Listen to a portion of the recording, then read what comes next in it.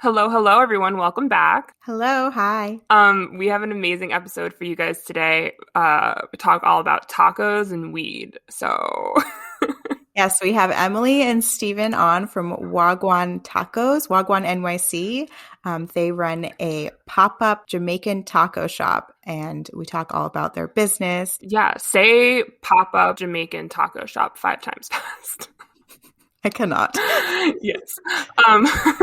But yeah, we have a really chill and fun conversation just about restaurants and tacos and weed. Mm-hmm. And Ava, how do you know Emily? Oh, I know Emily because we used to work together at State Management, a modeling agency. I was her intern. She's a modeling agent. Yeah, and I was her intern. And yeah, so we go back a few years, and her husband run this amazing taco shop that's fucking delicious. So yeah, I've decided that when all this shit is over, I'm absolutely coming to visit you and we're going to get some tacos because their food sounds so good and they're both like such incredible positive lights. Like they're such good conversation. So sit back, pour some wine, light yourself a joint for this one, and grab a fucking taco. Meet our mutuals, plural. Plural.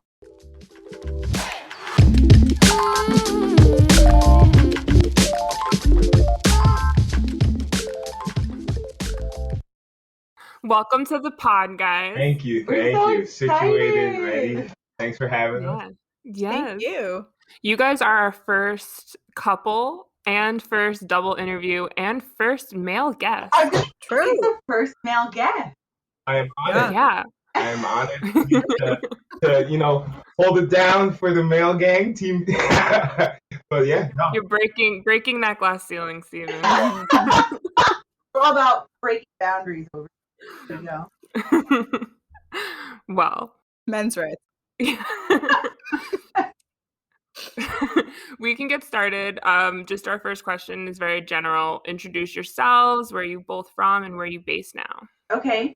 So my name is Emily. I am from Queens, and we are now based in the Bronx, Riverdale. Hey, the boogie down. Boogie down. Gotta represent. So my name's Steven, also go by Showy sometimes. Friends call me Showy. And I am from New Rochelle, and now in the Bronx, Riverdale. 914 represent. Yeah. Ava's from the 914. I know. Sarah, are you from the 914? No. That's okay. Sarah's from Vermont. I'm in Vermont. I'm in this weird little state. Love Killington, love to snowboard. Nice. I've lived here my whole life. I don't ski or snowboard. I know I'm the worst. Sarah's the anti-Vermonter. Do I look outdoorsy? I don't know, like snowboarding is kind of like, isn't that like cool now a little bit? It's like I've thought about it, but I feel like that's a lot of balance. Yeah. My brother literally moved to Vermont to be closer to snowboarding. Like Really? left Brooklyn and bought a house in Vermont just so it was chickens.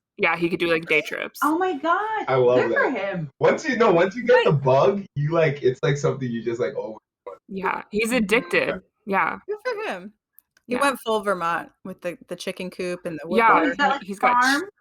he's got a cat, 2 dogs, and like 5 chickens. One of them got killed though because a hawk scooped it off the ground and took it away. It's really tragic. That's not funny. I mean, listen, they gotta eat.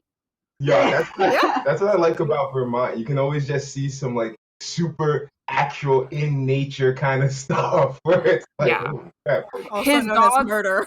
Yeah, his dogs have already been taken to the animal hospital twice because they attacked a porcupine. Like Literally anything is possible in No, Vermont. it's like Yeah. it's like literally living in the wilderness almost. Just you have the amenities, but like you walk outside and all types of wildlife or like extreme weather conditions are it's Yeah. That's true. It's extreme weather, animals, Bernie Sanders, and legal weed. That's our life. I love it.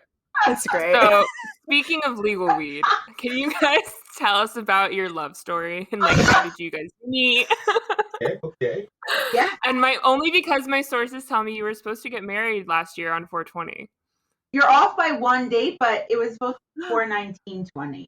Okay, loved it. It wasn't planned around that, but it was just like, oh. I was like, all of our friends are definitely gonna think we planned it like around that. But I totally thought it was. I mean, we'll go with that story. Yeah. It works. So wow. So where did our love story start? Okay. You want me to take the reins? I was gonna say you're really good at saying this story. I got it. It's very detailed. So no, it was so me and Em went to college together.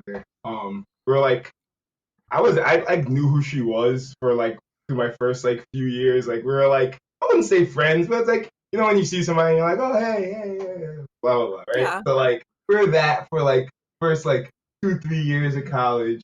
Mm-hmm. And then there was this whole my senior year big spring break, right? We had this mutual friend. He had like a really cool place down in Miami that we could all stay at. On the beach. So, you know, this is senior year, like spring break. I'm like, all right, I'm down. Like, let's go. I had like $300 to my name. I like rallied with 2 other friends and we drove from New York down to Miami on this like wild road trip down. Em was like, she flew down. I took JetBlue. I was living the life. I was like, it's going to be the best trip ever. You worked at like, good for you, Emily. So I was like, I'm taking full advantage of this. Yeah, you were yes, ma'am. Nordstrom or something, so you were probably like caking up. Like I scrounged to get down to Miami. Like literally, $300. I don't know how I made that work. But anyways, get down there. And essentially, a stranger you went with. Yeah. Oh yeah. Just met- One of the friends that we drove down with was like a person that was our friend for like a week. So, yeah. Oh my god, man. That's such a college thing to do. Like, yeah, we can come. Yeah. So anyways, we get down to Miami. Have like her and the girls like, you know, we go out first night, have like a great night. And then what was it? You were out tanning the whole day. First days, you were like, I don't tan.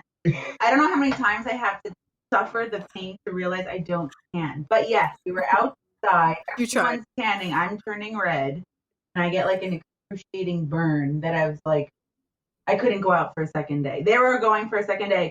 I couldn't do the second day.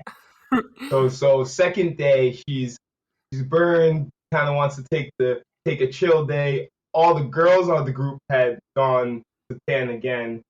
Then like the guy one of the guys that I drove down with, he was just like done for like the morning. He was not waking up. Right, it was game over for him. So me and Em were like, all right, let's like, it's just us here in the apartment. Let's go on a little walk, explore Miami completely like as friends. So we embarked pretty much now on a walk that I thought was like half an hour, but it ended up actually being like this place ended up being like 6 miles away. We go on this 3-hour walk, and pretty much from that walk on, I was like, wow, I'm pretty sure I think I like love this girl. We had this like long 3-hour like crazy walk through Miami. We like saw this woman fall off a bike in front of us. We went to the fountain. We walked past the Fountain Blue, which we were like, holy crap, it's a Fountain Blue. We went in. You bought sunscreen for like $30. I said, rub this on my back. I'm suffering. Romance. I'm still burning. Yeah, and pretty much from that walk, we've been walking together ever since. You know? Yeah, so. Emily, that burn changed your life. Yeah. Wow. Yeah, She hooked him. You hooked him with red skin and one conversation. Yeah, and like and I guess it also didn't hurt that walk was I thought that walk was going to be a lot shorter and it ended up being like longer. 3 hours. So we were like, we're not at the strip yet. Okay. And then you had to walk back. Yeah, well, no, our friends actually met. So we walked to this like seafood place that also like, and actually this kind of ties into some of our later stuff. And they had like these really good mahi tacos. So we had it was meant to. I know, it's kind of crazy that. Wow. Yeah. Like early signs. So that pretty much that was that's how everything started, and from that Miami trip we just continued to get closer. Yeah. Yeah. So My faith is restored. the Miami trip was in March. March. And then we started going out in July. 7, 10, 11 is our dating anniversary. Yeah. But we were like 7-Eleven. 10, 11. Yeah. Wait, so this year's 10 years then? Yeah. Yeah. Wow. Congratulations. Thank you. Wait, so are you guys married or are you still waiting? Well, Or can you not say? No. wow. We're officially like married as like legally, but we haven't had the ceremony because Gotcha. so Legally. Right. yeah. So Yeah, yeah, get that tax break. But like I still don't like to like. It's like I acknowledge it, but I feel like it's tough to sometimes fully acknowledge because I want like all the. We have to have to the whole it. thing still. Yeah, of course. You know. I think now you have another opportunity to do it on 420. And actually, it's going to be in November 2021. Ooh. As of right now. So we'll see what happens with COVID, but True. You should be, hopefully, knock on wood, you should be good by November. It was supposed to be March, but Well, So, speaking of 420, even though that's unrelated, but we're curious, do you guys have a favorite strain that you've been enjoying in quarantine? Ooh. So let's see. Me. She's got it right next to her. That's a giant jar. I know. Giant jar. Me personally, I think I gotta go. Alice in Wonderland has been a personal favorite during this. Is that a sativa? It is. Oh, yeah. Okay. No. I know my strains. I'm a sativa smoker, as is Steve, more so than indica. But like I like a hybrid. I'm a hybrid girl. Like, we had this really dope vape that we were using, Curvana. I don't know if you've ever heard of it. Ooh. It's a cartridge, and they only sell it in like some dispensaries in Cali, and it's like so fucking good. Ooh. It's Right. really Go get Bob. Yo, those. They're like $90 a cart per gram. For the gram ones, which is I honestly probably. It's like normal. Yeah. Yeah, it's a little overpriced, I think, but like at the same time, it is super potent. Like it hits the Curvana hits different. And it's not like the shitty like illegal cart that you don't know what's in. Like it's fine. Yeah, Sarah and I were just talking about how in Vermont, like you don't know what you're getting. I was gonna say, like medical is fully legal, but currently recreational is like a gifting economy. It's so stupid. So like you can have it, you can smoke it, you can do whatever, and I can like give you some, but you can't purchase it. But they just legalized it, I think by this time next year we'll have shops where we can actually get it. So yeah, I try to stay away from the carts for now. Yeah, no, okay. I was kind of like, oh, I'm coughing a lot more than I should be. Like what is that? Pesticides? Yeah, I don't know. You gotta watch out. Have also, I don't know if you guys have dabbled, but over quarantine, I feel like I was introduced to the dab life a little more. So like, have you guys seen these like Puffco? Oh, I've seen them. Yeah. Those they intimidate me. dabs really intimidate me. I'm terrified. So the Puffco actually Puffco's like the Apple of like the dab rig. The dab rig. Because like you just press a little button, it's got a little design, there's no torch. So that's kind of been a little wave that I've been I've been enlightened to, and I'll dabble a little more into. Dabble, ha ha ha. Dab, oh wow, fun. Did you not even do that on purpose? I didn't even realize that over my head. Well, I guess we'll get started on your business. the reason you're here.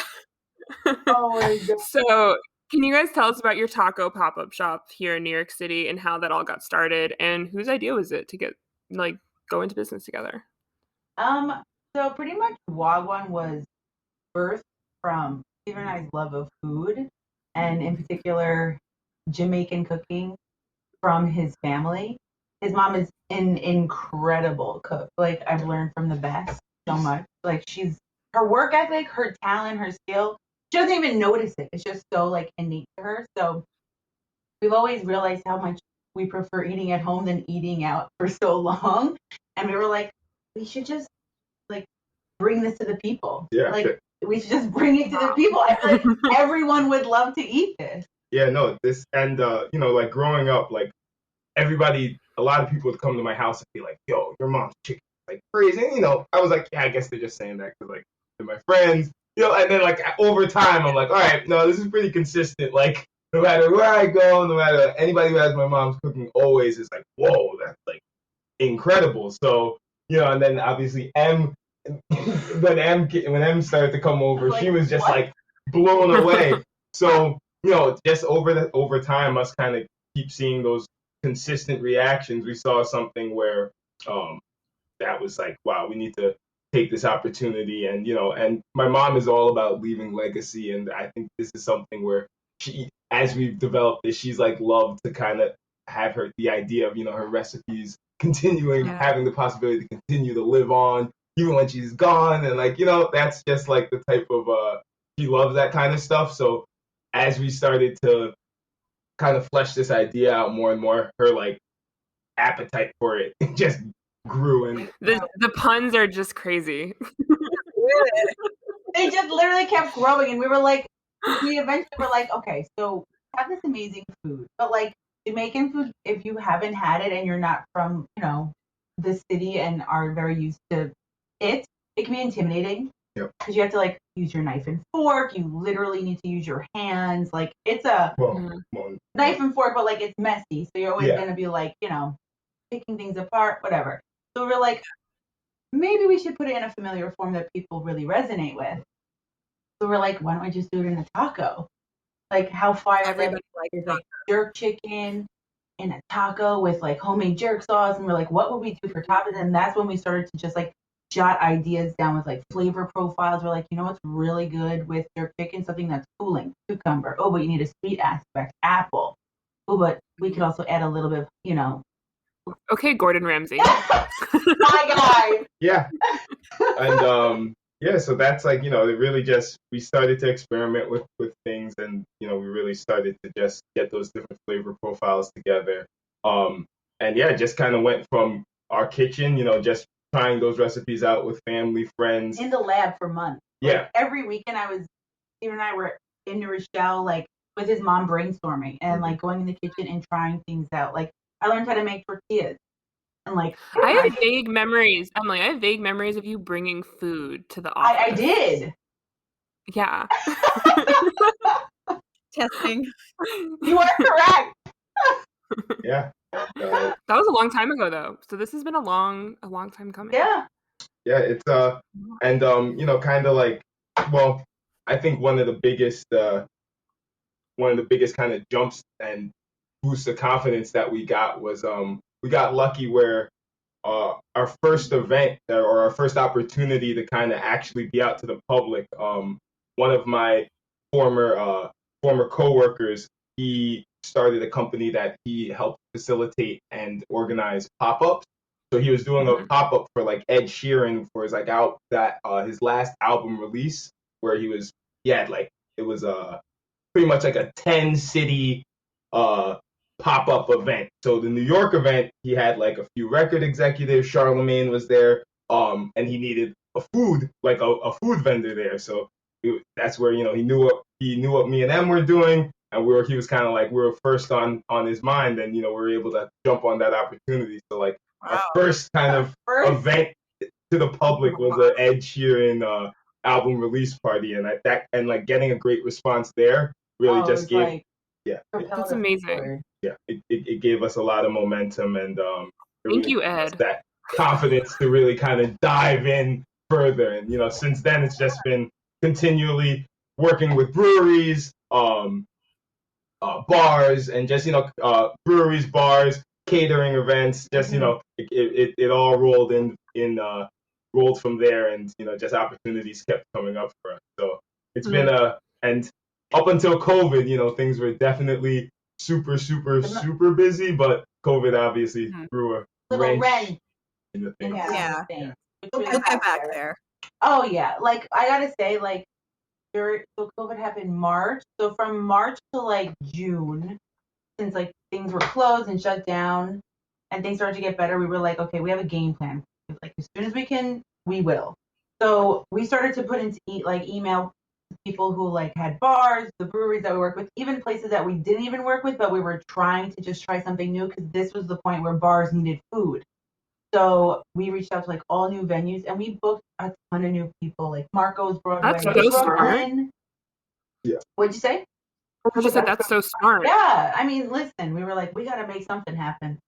So it really worked to our favor. And we really got out to like a new audience because we were able to work with this company called The Tiny Cupboard, and they were hosting comedy shows on their rooftop, which was like, what a good idea. And it got tons of people there. Like, of course, socially distant, but a lot of different people that have never eaten our food before because we've never been there before. And it's like one of the only places offering entertainment during COVID. So people from all different areas in Brooklyn and someone was from Long Island was there. Yeah. So like we were able to reach a whole new. What the hell was she doing there? She really wanted to laugh. And eat our food. No. I feel that. So yeah, I gotta say, like, even though COVID threw a wrench, like we were able to like really propel forward as soon as we were allowed to by the government laws. Yeah. Well, good. Yeah. For our listeners who don't know, can you explain what Wah Gwaan means and like the history behind the expression? Yeah, so Wah Gwaan's like super common phrase in Jamaica. It's pretty much like, what's up? What's going on? How you doing? Just like a general kind of term of endearment. So like, you hear like a Wah Gwaan, my youth, or like Wah Gwaan, like right off, literally coming like off like plane, like, as you're like walking through airport, you're gonna hear like Wah Gwaan, welcome to Jamaica. So it's just kind of like one of Jamaica's kind of like terms of endearment. It's pretty much their what's up, long story. Yeah.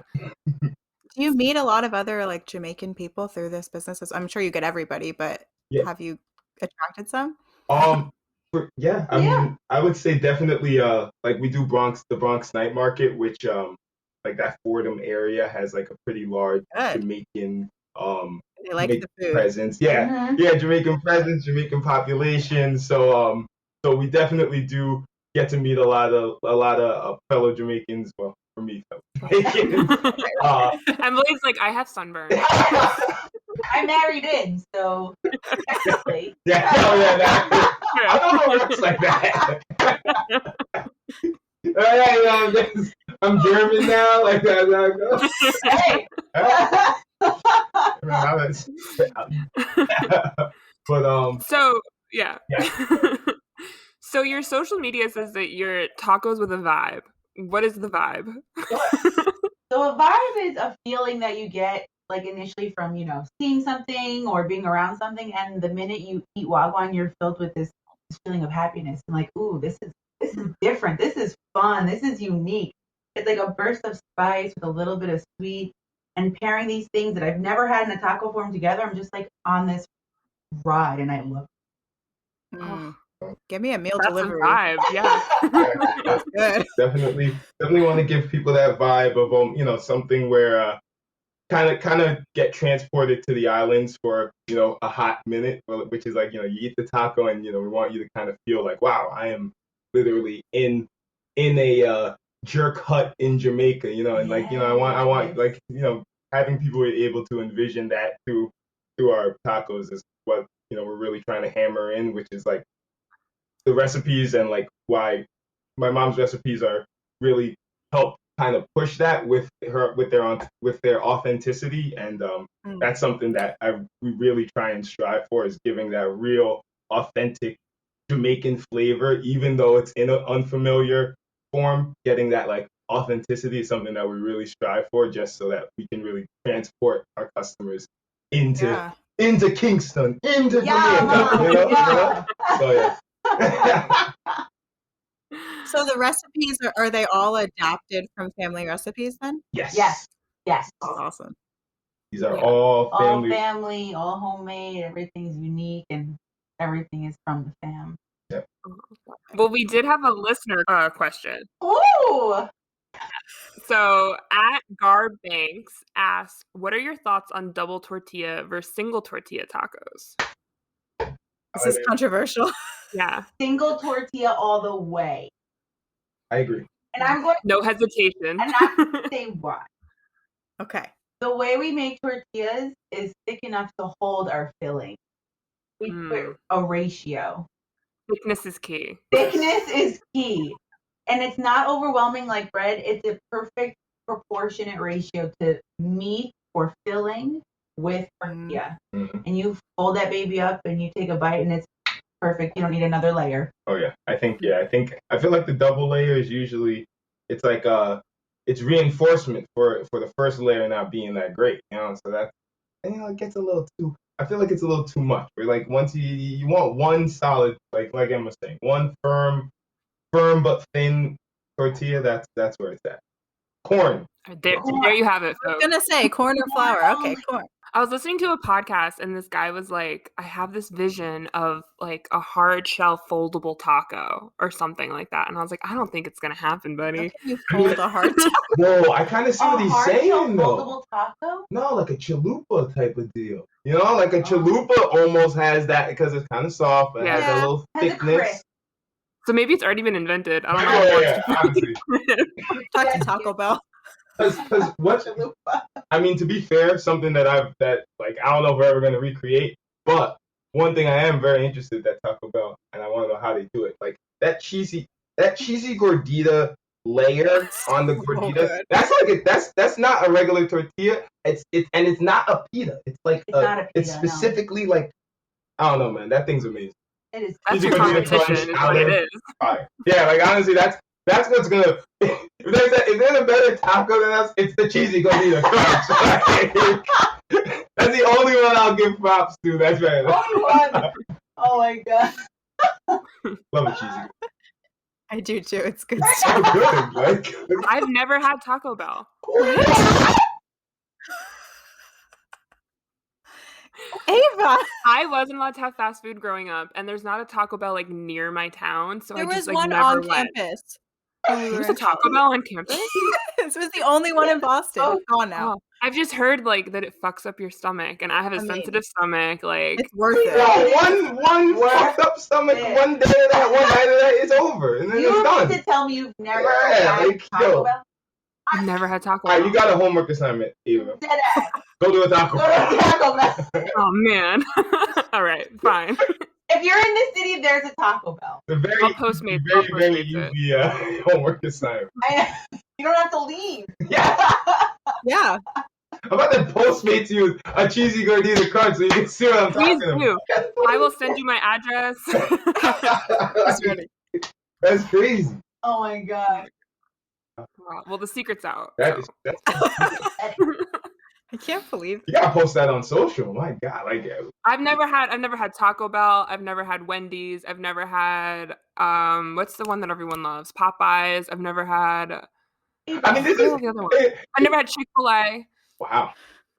I mean, it's good they haven't had all these fast food. Yeah, I know. But you're a healthy person. Yeah. Oh man, can't relate. Shake I like. There's the alternative version of me that wishes they could say that, but that it's not true. The spicy. Hard to be a fast food buzzkill. Hard to get the spicy chicken nuggets from Wendy's. They're so good. As much as we love fine dining, I also will order McDonald's at 2:30. Okay, well, send me as much food as you like. I got it. You have better options than we do. True. That's probably true. Okay, well, who does the bulk of the cooking? Because you were saying that your mom, kind of taught Emily some of her recipes and stuff, but is it a collaboration between you guys, or does one person handle one part? Like, how's that work? Yeah, so it's a collaboration with us. So me and my mother-in-law are in the kitchen predominantly. We handle everything from prep. Steven helps with prep, which is we usually try to do, a couple days in advance so everything can season for a while. And that we do that together. The actual cooking we do together. And then the toppings and the sauces and the tortilla making is pretty much split up between us two. But I focus a lot, in regards to toppings. I do a lot of the toppings. I do a lot of the actual tortilla making and the dough making and the pressing. And we make all of our tortillas on site. So we have them balled out and then we press them and put them on the grill in front of people so they get to see it cooking. Oh, I can like smell it. Right? Like the smell of like a warm tortilla. Yeah. So in short, it's a collaborative effort. We work together to make it work. Well, that goes into my next question, which is how do each of your strengths help make the business as successful as it is? And what's it like working professionally together? Yeah. So so like before all this, I worked in tech, but also I guess before I worked, one of the jobs in tech I did was right out of college. Me and two of my classmates, we started a company named Munch, which was pretty much a like restaurant, like a loyalty program for restaurants. So during that whole process, I met like a lot of restaurant owners and kind of got to talk to them and learn a lot of the hurdles that they had to jump through. So it gave us, even though like I didn't have a lot of experience like working within actual restaurants, I did get to talk to a lot of owners and get and kind of see what some of their biggest difficulties were, and I had like a good pulse on that aspect of the restaurant business, and also just from signing up a lot of the like we at that company we really focused on signing up a lot of the like better restaurants within the city. So just seeing the trends in a lot of those restaurants and like seeing similarities just kind of I think gave me a pretty good got me in a good headspace on what kind of things were connecting with like customers, and I think that's kind of where my strengths play the most here, and just kind of kind of seeing those different trends within customers, and also just kind of the back end stuff of just operations, inventory, things like that. Yeah. So, and just she's an awesome on all the like cooking sides, marketing, handling social. Yeah, and going on that note, I do a lot of the cooking. I do a lot of the social media, making sure that we are engaging with people that follow us, make sure that photos are being reposted and shared, and on site, having those communication skills with our customers, and just, being what they want to see of someone giving them food. You want to be personable, you want to be happy. And honestly, like, we're happy when we're working because this is what we love. Like, I love cooking. I love making tortillas. I love giving people a taste of the island. Like, I just love it. So yeah, I mean, Emily, you're the most like calm, like even keeled, like talk just like from experience working with you, like you handle crises so well. And that's what I would say your strength is. Sorry, Stephen, I don't know you professionally. He's actually really good at it too. But thank you. No, and working together, definitely it's something that we talked about a lot, like even before we really got into the swing of things, just because it's a big step. It's certainly one that you have to traverse very cautiously, because there's a lot of emotions that you can't sometimes you can't let emotion necessarily get in the way of business, and you can't let business get in the way of treating your partner with respect or something, or add respect and integrity. So it just kind of it's a balancing act, but it's one that when you when you have really good communication throughout, it's attainable, and that's what we're working through right now, is just that continued balance, and communications. Just like it's cliche, but like it's key in relationships, and it's like super key when you intertwine relationship and business. So that's like that's something that we just really always trying to master. Yeah, like I mean, every night we have just kind of impromptu, like what's the word I'm looking for?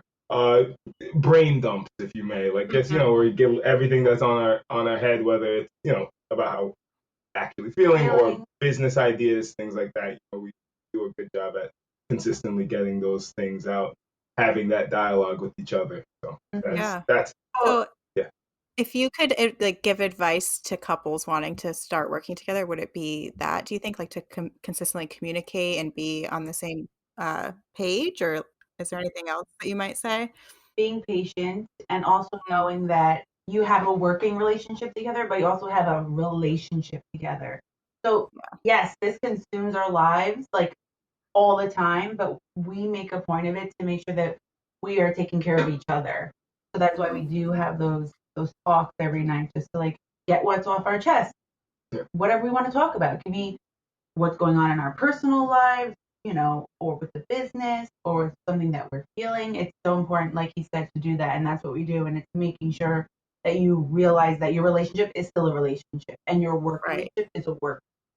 Mm-hmm. Yeah. And knowing when to turn that off too. Yeah. Exactly. And that's super hard, and you'll figure that out once you start it. You know, you kind of have to figure that out once you start that road. Yeah. And like entrepreneurship is, as you guys know, it's hard to like turn that off, because you know there's your mind's always kind of, oh, whoa, I could collaborate there. Like, oh wow, we could, like, you know, so literally. And there's no like office hours or whatever. There's no like, oh, it's the weekend, so we're not going to talk about it. It's like, well, yeah, it's like, I mean, what do we have to talk about sometimes? Yeah. but it's not even because it's like, oh, there's nothing else to talk about, but it's like that's just things like we want to talk about. What you're thinking about. Yeah, what you're thinking. So, but yeah, no, you're any way you slice it though, there, no matter how, you know, consumed you are with it, you do need to give it. We do, and it's necessary to give yourself that break, and you know, just veg out and like have a date night, and where none of that comes up. So that's. I feel like it's like the ultimate relationship test. If you can work together like successfully and not kill each other. Yeah. It's definitely a test. Oh yeah. Yeah. And it's certainly not. It probably brings you closer though too. It does. Oh, tenfold. Sure. Oh yeah. And like, look at these lovebirds. but like also can like lead to like arguments that are like very stuff, like, you know, there's the light and dark of every situation. But when you have that constant communication, like even when there are disagreements, the big thing is, even when you disagree, like you don't get disrespectful. There's a way to respectfully disagree, and when you're juggling this, and just in general in relationship, that's like super important, because you're not gonna. It's not even good for you always to see exactly the same point and like feel exactly the same way. That's like not what you're striving for. But you are striving for to be like. Sarah and I literally just had this conversation yesterday. We did. We were having like a podcast meeting, and we got into an argument, and like we literally had the exact same conversation. Yeah, all relationships, whether it's like romantic, friendship, there's gonna be that. And there's no two people alike. Yeah, I mean, there shouldn't be. There shouldn't be robots. So you're gonna have difference of opinion on. So as long as you know you handle it with respect. So, what would you say the biggest challenge you guys have faced since launching? Besides the pandemic. Besides the pandemic.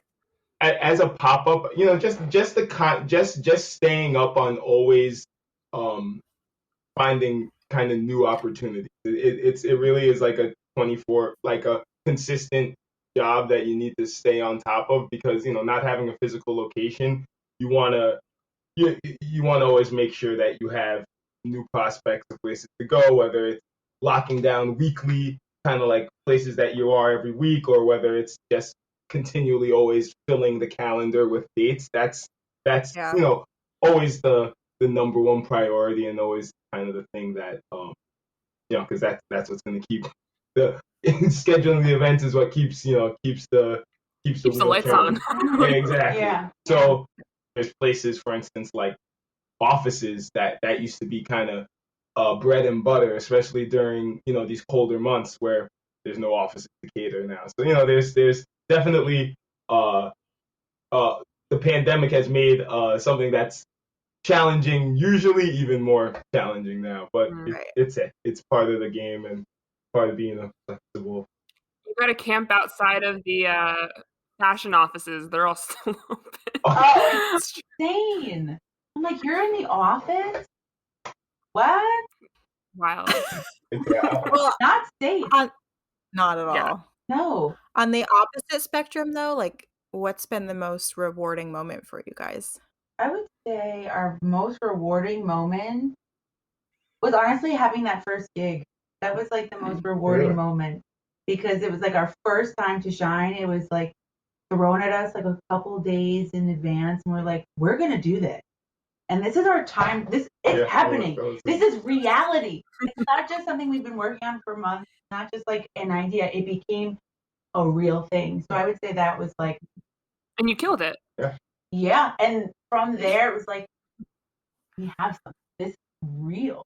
That's awesome. So I would say, not to sound like hella corny, but it's genuine. Just though, anytime for me, it's just literally anytime somebody goes out of their way to give us like a compliment on the taco or on the food in general.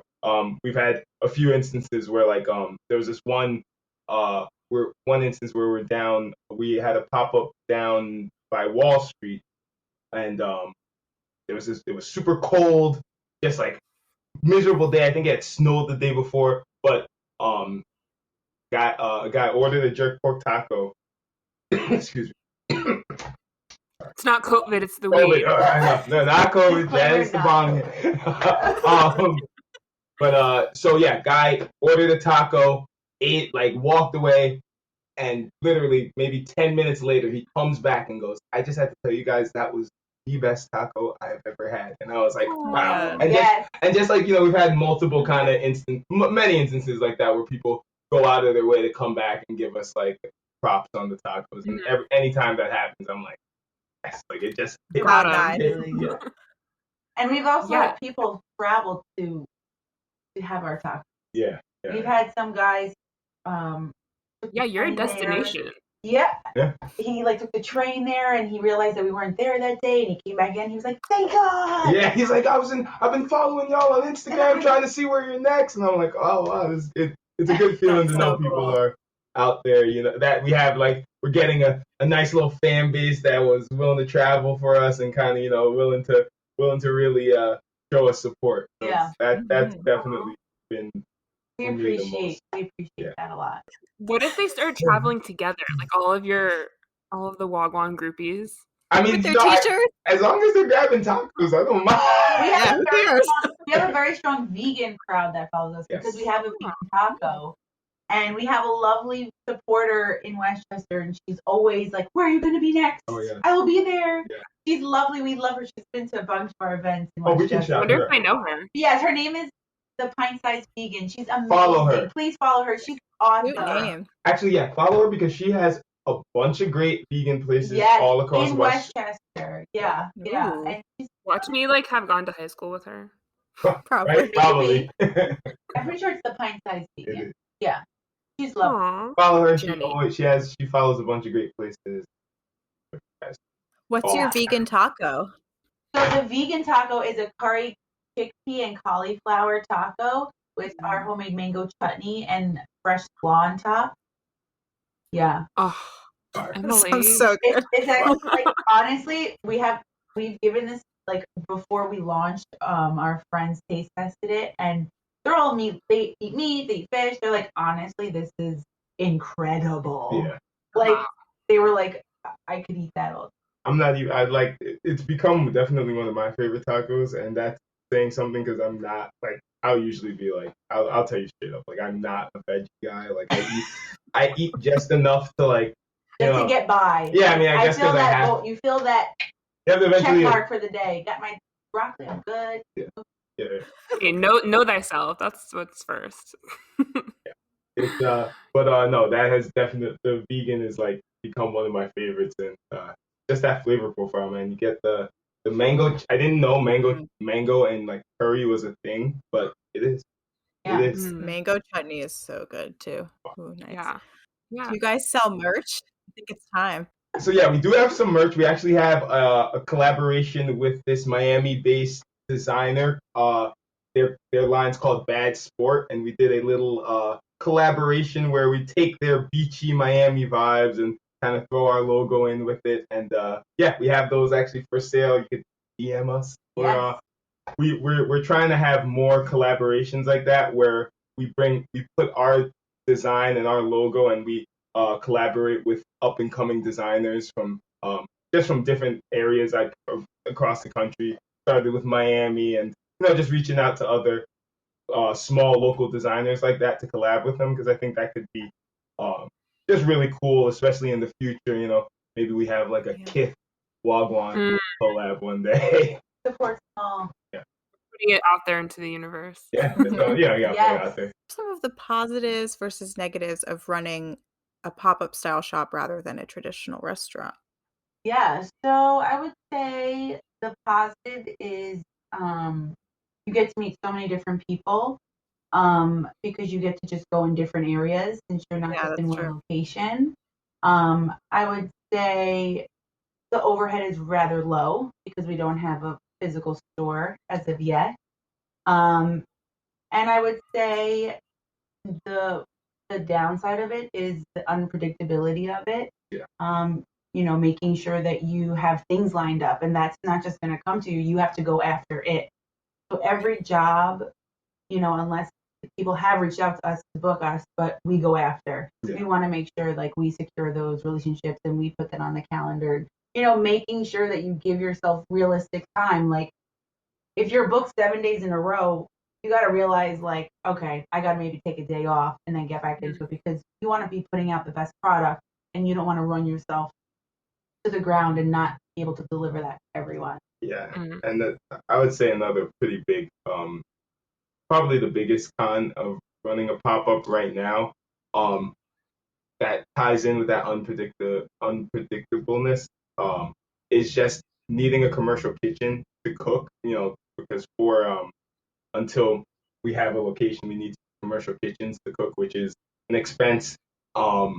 As well as just which is the biggest problem, is that it's an expense that you do need to take into account, and you do need to also pretty much try and book events where you know you're going to be able to cover that cost as well as make a profit, pay if you need extra hands, so forth and so on. So you know, not having sometimes that kitchen that we can legally cook out of, you know, at our dispense at our disposal, that's probably the biggest con of being a pop-up. But the flexibility and the no overhead, of course, is definitely like can mitigate some of that. So yeah. Well, we had a listener question about this. Brittany Miles asked if you will ever expand to a food truck. So wow, I love that question. I think it would probably be just based on our team, and I think just based on how we like to go initially, I think a storefront would come first.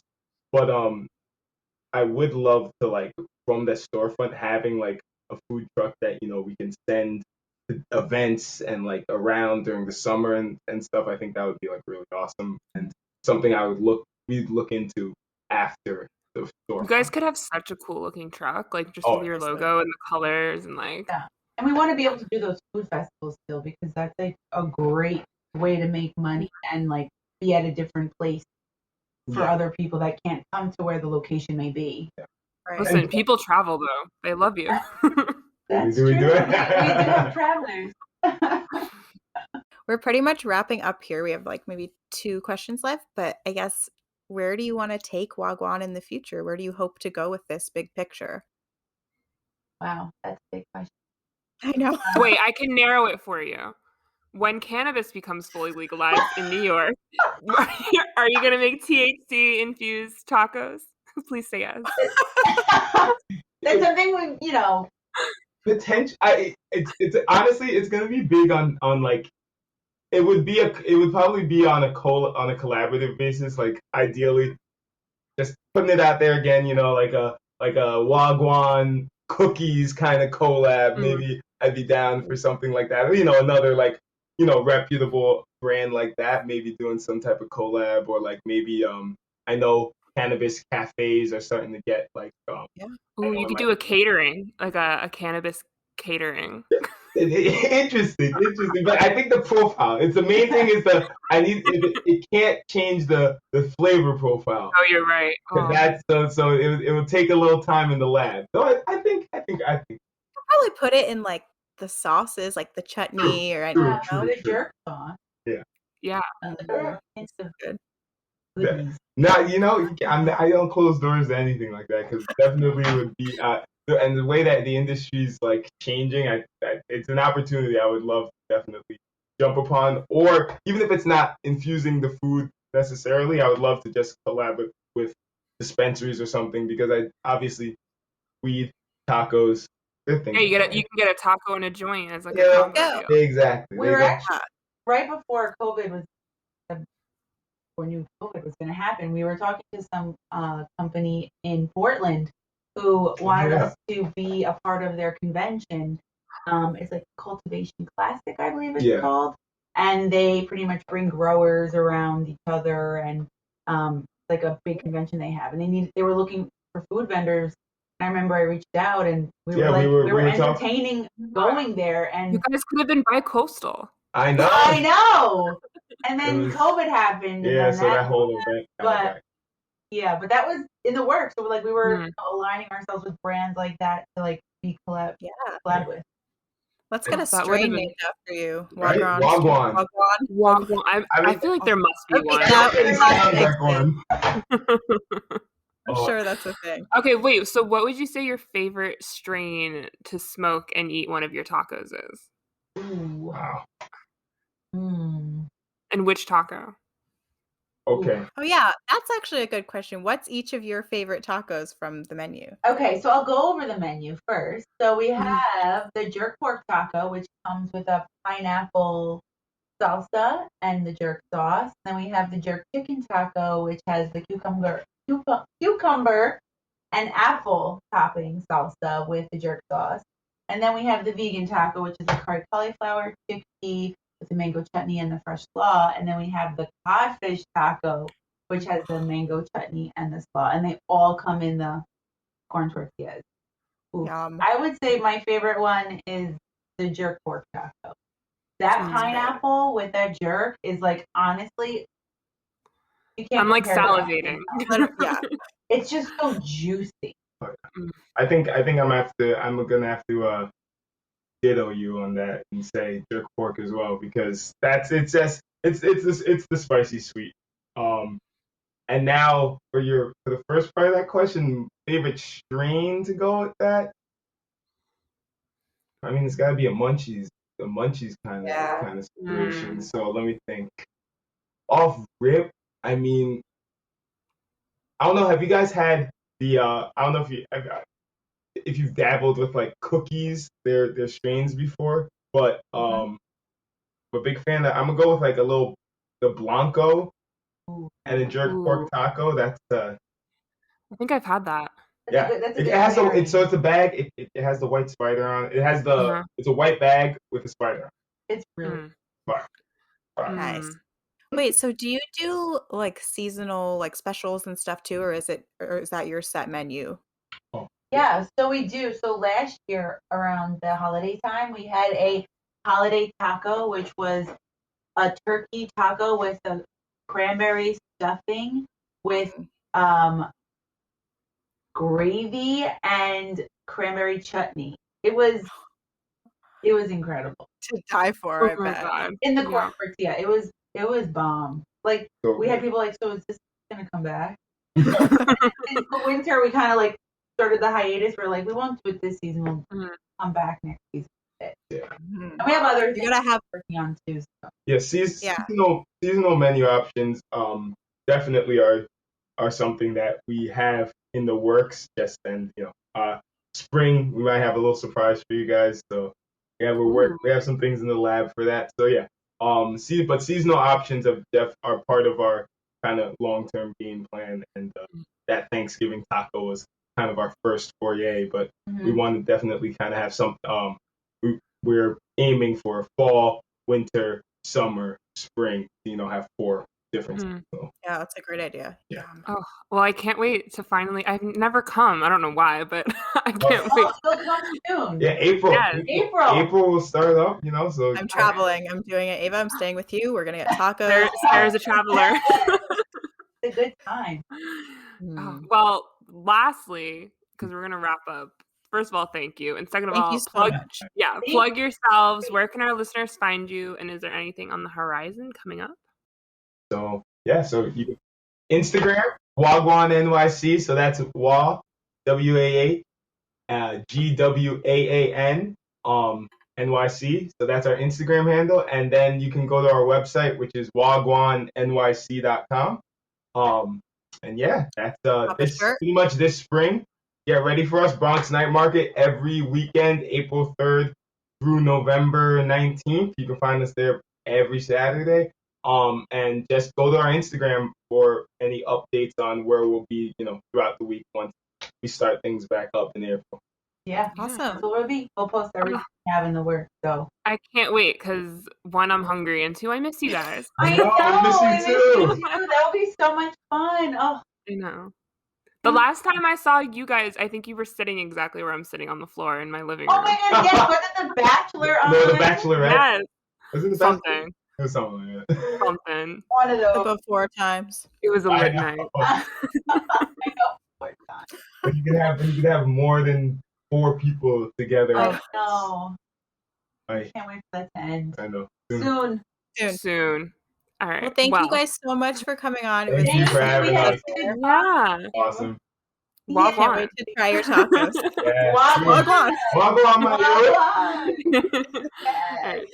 Bye, guys. Have a good night. Yeah. Go get high.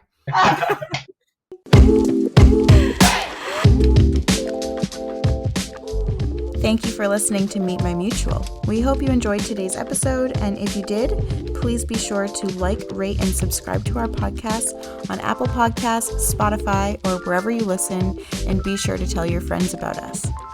We welcome you to connect with us on Instagram, Twitter, and Facebook at Meet My Mutual. Thank you so much for the support. We'll see you next time on Meet My Mutual.